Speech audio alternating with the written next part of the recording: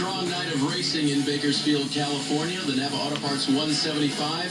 Crowning a champion happened when the green flag came out. That's Derek Thorne had accumulated enough points to where all he had to do was start this race. He'd like to take home the big trophy, though, but he's going to have to get around Bill McAnally cars. The 16 of Derek Kraus got around his teammate Haley Deegan, and he has dominated this event as we get ready for another restart, Parker. And he has really nailed the early restarts from that top line.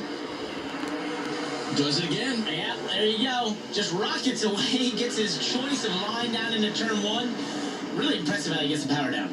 To the inside, the new champion, Derek Thorne. Derek would like nothing more than to take 2 trophies home tonight. He's said it the last couple of weeks. It's a bucket list item. Back when he won in 2013, he did not get to finish the season that way. So he'd like to end up in victory lane. Great run on the inside in that 6 car. Oh, I thought he had enough momentum there coming off the corner, but just didn't quite keep up the speed. Looks like he wasn't able to just get the side Kraus there, and now he's falling back behind him a little bit. We'll probably have to assess what lane Kraus is running, where he's running best, and see if he can try to find a way to get beside him. I think right now Thorne's running a little bit lower, and he has all night. He's been using that apron, and I think that's the key to why he's been able to get inside there, but it's been tough to complete the passes down there. Showing up in the top 5 now, the red car. That is Cody Vanderwall, winner earlier this season at Tucson.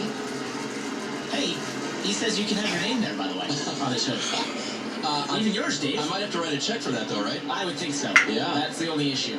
Maybe he'll be nice and put it on next time. Cody's a good young driver from Colorado, and getting that victory down at Tucson, he's spent some late model time down there, but it was very comfortable for him. He's one of the first-time winners on the circuit this year. Haley Deegan in that white car, another one. Cole Rouse won for the first time. So this is interesting. I saw Derek Thorne move up a little bit when he couldn't get by Kraus on the bottom lane. He sort of moved up a lane, and I guess he stuck with it lap after lap, and it allowed Partridge to get inside him, and now Haley Deegan as well. And look at her use that apron and get a good drive off turn 2. And now he's falling back. So that tells me, it was a risk versus reward move in terms of saying, all right, maybe I can find something out here. But in doing so, he kind of hurt himself and got these two going, being able to get inside of him and now pass him. Thorne has probably easily the most laps here on this racetrack of anyone. Well, I shouldn't say that. Mayhew's in the field too, and he has run here a whole lot at Kern County. Oh, that's tight. Squeezing Haley Deegan right there. Well, the point was he knows where to try things and perhaps how to try things. This car a little bit different than his super late model, but trying to find where that 6 car could pick up a little speed, because we saw in the restart he couldn't hang with the 16 of Kraus. No, he couldn't. He was using the bottom so effectively, and then I thought it was odd that he moved as high up as he did, trying to make some speed up there, and stuck with it longer than maybe he should have when it didn't work. You'll know in a lap or two if that works or not, especially with the amount of laps he has around here. So I think that allowed Partridge to obviously get inside of him, pass him, and now he's had to fend off Haley Deegan as he just did.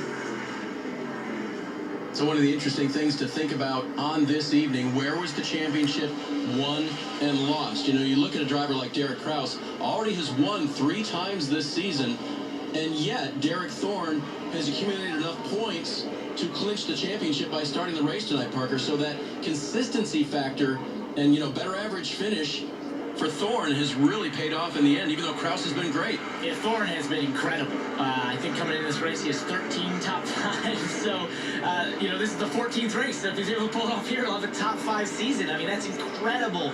And meanwhile, Kraus has probably been your more flamboyant of the two in terms of season. He's sort of the win, as he's done 3 times, or find himself sort of outside the top 5 or even outside the top 10. So it's been a little bit of a up and down season for Kraus. He just hasn't had the consistency, and consistency wins championships. It's the tortoise and the hare. Do you go out there and win a bunch of races, but then have a couple races that are really bad? Or do you do as Derek Thorne did, which is just simply be consistent in the top 5? I mean, that's fast, too. Yep. You got to have speed to do that. So, I mean, they deserve the championship that they have here tonight. Well, Kraus had 1 DNF on the season and did not finish at Las Vegas.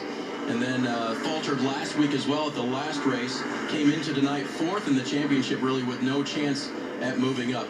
Let's check back in with Heather, who's got more on Huddleston. Trevor Huddleston said that this is the most confident he has been coming into a race all year. He said qualifying didn't show how fast they really are, but he feels that his race car really is going to be good on the long runs. He also said that tonight he really wants to get the Sunoco of the Rookie of the Year title.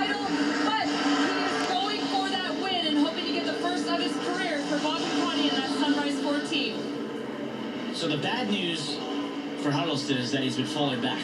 And the other bad news is that we were able to peek inside his car there, and he's wearing white gloves, and I could see his hands look like they were, swatting flies in there a little bit. So he's working really hard in there, but that's not always fast. And the last bit of bad news, we've already had both our brakes. So there's no adjustments that can be made to that race car. So it's up to him to either work with his brake bias inside that car, try and take care of his tires, and hope for a late race caution. It's going to be those things that are going to be the only things that allow him to maybe fight back against Hailie Deegan for this Rookie of the Year. Driver, you've got what you've got. Good luck. Race it to the finish. That should be easy, right? Just under 30 laps remaining. So some good battles yet to be figured out there. Right now, Partridge a full 4 seconds behind Kraus for the lead. Huddleston able to make that pass on Vanderwall, so that's one of the boxes checked, right? And just march forward to try and catch Hailie Deegan. He can see her up there. Now it's about going up and catching her. So he's got some work cut out for him right here. Huddleston continues up front, closer to the front. His teammates battle with Hailie Deegan. Who's going to be the victor in that, while Derek Kraus leads in Bakersfield?